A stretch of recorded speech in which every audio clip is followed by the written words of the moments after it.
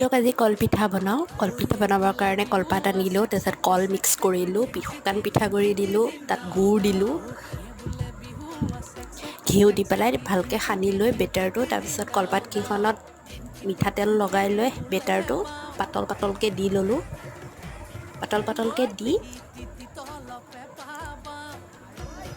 এটা ভাজ কৰিলেই হ'ল কলপাতখন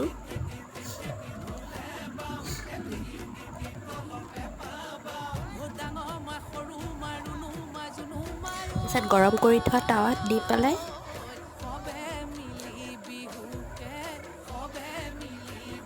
ঢাকন মাৰি দিব 15 মিনিটত হৈ যাব ভাপত দিয়া কলপিঠা বৰ টেষ্টি হৈছে খাবলৈ বহুত ভালো লাগে খাই আপোনালোকে ট্ৰাই কৰি চাব পাৰে আজিলৈ ইমানে বাই বাই